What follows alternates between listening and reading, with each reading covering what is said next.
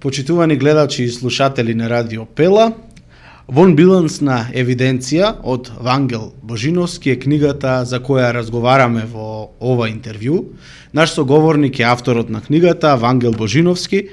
Станува збор за човек кој делува со години во повеќе области на општественото живење, како што е архитектурата, бидејќи по професија архитект, но тука го запознаваме во македонското живење, но и многу пошироко, вон границите на нашата држава, и како сценограф, новинар, историчар, туристички водич, инако е добитник на високи светски, југословенски и македонски признанија во сферата на архитектурата и културата, член е на почесното председателство на Архитектонскиот совет за Централна и Источна Европа и надворешен соработник на Македонската академија на науките и уметностите, исто така и колумнист на првиот македонски дневен весник Нова Македонија, и чест ни е што денес го имаме за наш соговорник. Добро дојдовте. Добро ве најдов, се радувам што се враќам во овој момент на мојата професионална активност во втората програма на Македонското радио и во другите програми.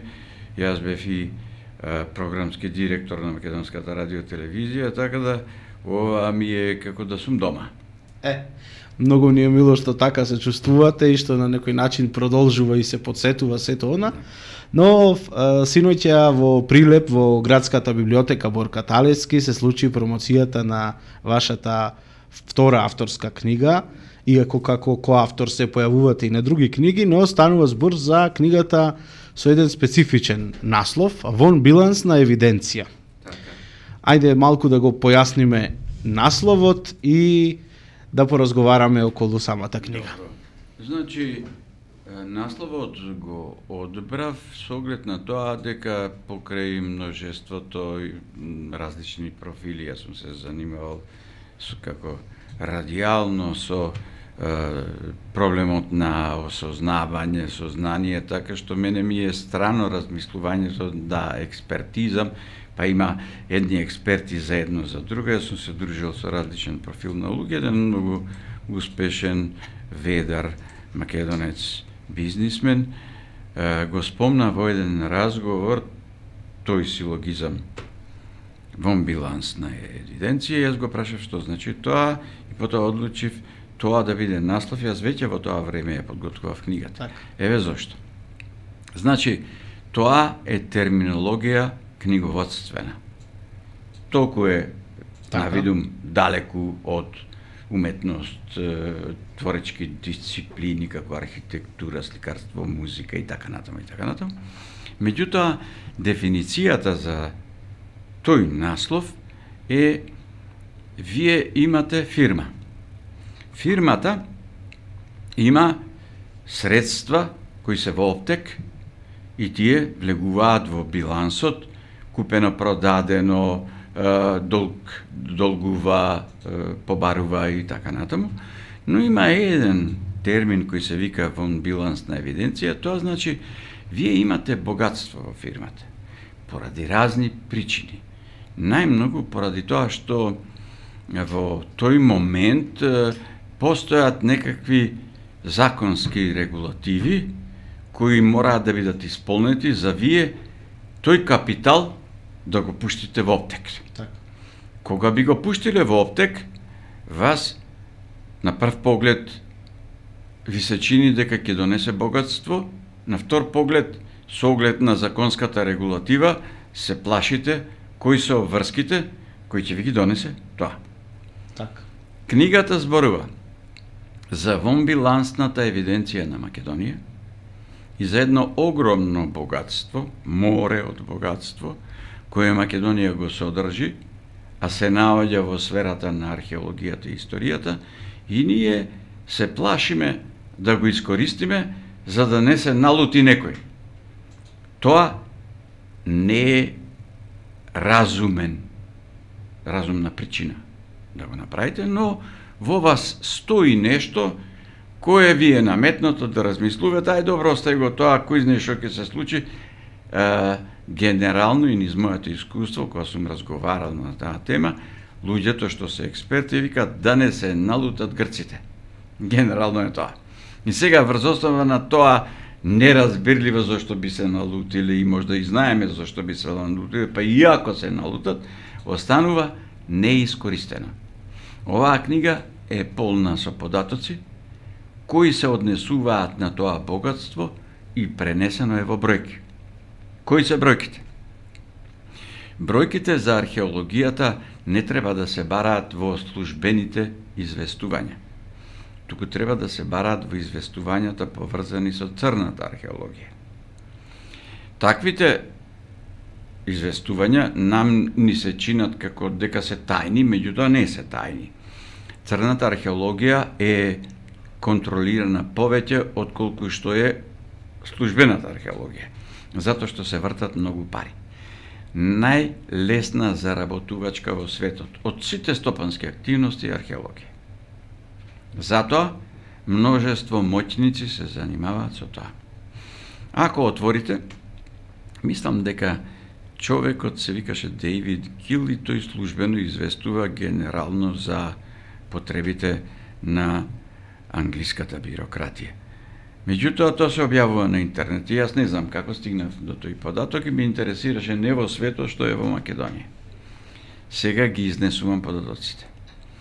Период 10 до 15 години од Македонија надвор на црн пазар излегуваат милион артефакти. Тоа е огромна бројка. Тие милион артефакти се однесуваат на друг службен извештај кој го имаме ние и другите од познатата археологија. Познатата археологија во Македонија е 4% од возможната. Значи, од 4% од возможна археологија, милион артефакти излегуваат на црн пазар. Сега направив проверка, ме интересираше колку чини најефтиниот артефакт, а колку е најскапиот. За најефтиниот артефакт јас се одлучив за бројката од 1 евро, затоа што ми беше полесно да рачунам. Така. Најскапиот артефакт, македонски, е продаден за вредност од 500 милиони евра. Средна вредност меѓу 1 и 500 е 250 милиони евра. Ако го помножите по милион, таа бројка јас во паметов не можам да ја помножам. Таа бројка само значи дека ако се примени во билансната евиденција и се вклучи во билансна евиденција, во тој случај во Македонија никој не мора ништо да работи. Се ќе биде врз основа на приказна која ја раскажуваме во една економска дисциплина која е во постојан растеж. Растежот на економијата која се вика туризам на светски пазар е преку 20% и кај нас се проценува на 17 годишно. Значи, без оглед на криза, без оглед на корона и така натаму, 17% нови странски туристи доаѓаат во Македонија. Значи, сваќате која економска гранка и ова е економски учебник, можем слободно да кажем. Така. И кое би било тогаш решението? Вие не запознавте со она што е факт и со она што ни се случува, а веројатно нити населението, нити оние кои одлучуваат за тие нешта во државава, предпоставувам не се свесни според сето она. Дали оваа книга, односно дали вие нудите начин, решение како тоа може да се промени секако во полза на Македонија? Апсолутно. Значи, што треба да се стори? Вообичаено. Многу е важен образовниот систем. Ние образовниот систем никогаш не сме го направиле да биде македонски образовен систем. Цело време, како и за другите работи, сакаме да позајмиме од некој нешто успешен систем, па тука овде да го прилагодиме. Во нашето образование, системот како треба да биде се менува во зависност од тоа кој амбасадор ќе биде поблизок до министерот за образование, па што ќе му понуди, и овој во тие 4 години ќе тера еден систем, втор систем. Целата работа е како да имаш македонски систем. Значи, македонскиот систем за образование треба прво да направи да ја уништи. Како тоа не е поговорка. Тоа е имплантиран вирус кој уште од времето на Југославија се пласира овде. Тоа е напред кон посветла иднина, ама заборај го минатото. Ние уште живееме таму. Треба обратно. Не е возможно будење во иднина. Будење е возможно само во минатото. И ако некој сака да те држи под контрола, треба да ти го избрише минатото и тогаш си под контрола, стануваш робот. Историјата не е само учителка. Историјата е основа на човечко битие. Човек нема природа, има историја. Ако му ја одземеш историјата, тој е не човек. Тоа нам ни се случи со она зимзелено Дерле Заев. И тие другите уште по зимзеленото и другиот и така натаму. Значи, тие направија нешто и беа на функција за која не се кадарни и затоа и се случува ова. Основната работа што треба да се направи. Економскиот систем немој да го темелиш на тешка индустрија. Затоа што никој не го прави тоа. Има земји кои така работат. Но тие имаат друга традиција. Ние треба да се темелиме на приказна. Колку вака да изгледа необично, јас по некоја судбинска случајност бев дел од гостите кои дојдоа на повик на Ерусалим, кај што беа повикани градоначалници на градови побратимени со Ерусалим. Јас бев за сосема друго нешто, меѓутоа намерно, наместо на седница на конференција на Светски сојуз на архитекти, во соседната просторија беше ова, јас влегов таму. И кога влегов таму, градоначалникот на Ерусалим ја кажа оваа реченица што е клучна. Вака рече: Ерусалим нема море, нема езеро, нема ни река, нема ни индустрија. Ние се темелиме на приказна. Истото може да се примени овде. И да биде навистина економски бум. Директно за Прилеп. Прилеп може Сега да живее само од археологија. Токму тоа сакав да ве прашам, но пред да спомнеме тоа за Прилеп, така и ќе завршиме, да ве прашам дали начинот на кој е напишана книгата би бил достапен за пошироката читателска јавност, односно дали секој што ќе се заинтересира за темава ќе најде на содржина која за него ќе биде лесно разбирлива. Вака. Јас и кога пишував стручна книга посветена на историја на македонската архитектура, мојата намера беше секој да може да разбере. Така. Овие сите работи што се тука прикажани се направени како нарација и како приказна. Основната работа е доаѓа еден од некоја си галаксија. Ајде да го речеме популарно Марсовец. Така. Доаѓа во Македонија по задача од Светскиот конгрес на сите галаксии да види што се случува кај што тие посадиле живот. И овој испорачува извештај врз основа на тоа што го гледа, а не врз основа на тоа што тука претходно се подготвува, значи не е овде школуван. Така. И кога тој гледа, работите изгледат поинаку и ова се извештај што тој ги испорачува на таа некоја си не знам која централа за тоа што се случува во Македонија. И на тој начин тоа е достапно бидејќи е направено како приказна. Секој есеј внатре е посебна приказна. И тоа, приказната во оваа книга не е раскажана само преку пишуван збор. Туку направен е обид. Пишуваниот збор да излезе како говорен збор. Не прилагоден за биде пишуван, тоа е огромна разлика. Потоа, внесен е јазикот на поезијата, внесен е јазикот на архитектурата и јазикот на археологијата во една книга. Книгата е илустрирана и има доста од Прилеп, археолошки локалитети, бидејќи Прилеп е еден, како да кажем, бисер кој не треба скоро никаков напор за да биде представен пред светот и да донесе најмалку 10.000 посетители странци месечно. По Прилеп постојат и луѓе кои можат тоа да го направат, Тренчо или Аристески, значи тоа се луѓе, ево ги Бонтоно, значи сите се тие луѓе кои вака размислуваат. И тие треба да се вклучат да стане Прилеп туристички светски центар. Многу е лесно затоа што тука се гледа, се е видливо, не треба да се копа. Значи се е над земја. Вие рековте дека како туристички водич носите гости и никако не го прескокнувате Прилеп. Редовно. И кажете ни за крај, заради барем една работа која е најважна во Прилеп и која не треба да се пропушти. Вака.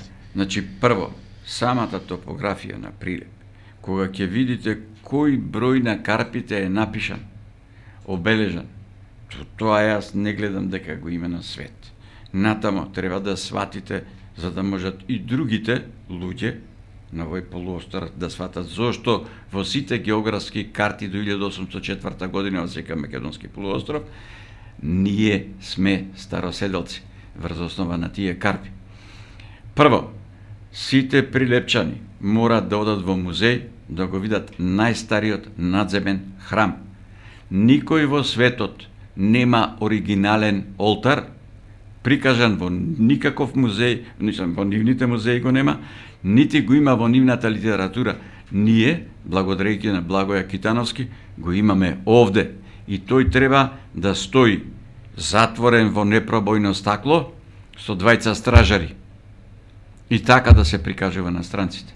Втора работа, локалитетот Баба мора да се истражува длабоко и посериозно од сите други локалитети, дури и од Стибера. Стибера е поголем град од Атина. Потоа, од другата страна на Маркови кули, постои митолошкото суштество Ладон направено во 1:1, што го чува златното јаболко. Потоа, реков веќе дека цар Душан е роден во Горно село. Потоа треба да се качат луѓето горе на Трескавец да ги видат сите слоеви на Трескавец. Трескавец не е само манастирот. Значи нема стапка во Прилеп која не е шокантна и неверојатна. Слонот во Прилеп не е случаен. Слонот се 3 слона. Затоа постојат темели, еден од темелите е уништен со театарот, темели постојат на уште 3 слона тука. Зошто се подигнати? Како се подигнати? Институтот за старословенска култура треба да го смени името. Тој треба да биде Институт за македонска култура. Во тој случај, кога го смените титуларот, ќе почне поинаку да се размислува. Зошто? Затоа што светската археологија прогласи пред крај на 20 век дека нема преселби во 6 век. И тие работи во Прилеп треба да се случат. Тоа најпросто ова што денес цело време секој дневно во цела чаршија се зборува. Немањето пари ќе исчезне заради тоа што ќе се вклучи во билансната евиденција. Таа евиденција треба да стане јавна и треба на сите да се објасни. Верувајте дека нема да се појави некоја туристичка агенција која нема да сака да дојде да го види најстариот олтар. Само треба да се објави. Во Скопје мајка Тереза воопшто беше непозната и беше објавувана дека е родена во Тирана. Кога го направивме музеот, 10.000 до денес туристи ја посетуваат. Зошто тоа да не се случи и овде? Јас ви благодарам многу за одвоеното време. Нашите гледачи и слушатели да ги известам дека книгата веќе ја имате во градската библиотека Борка Талески, а нејзините промоции продолжуваат и во други градови низ Македонија. По првата која најде на голем интерес во Универзитетот Скопје, во Скопје. Втора промоција беше во нашата градска библиотека Борка Талески во Прилеп и следуваат промоции во Битола и во други градови. На авторот му посакуваме успех во разоткривањето на она што темелно тргнал да го истражува. Ви благодараме. Весели.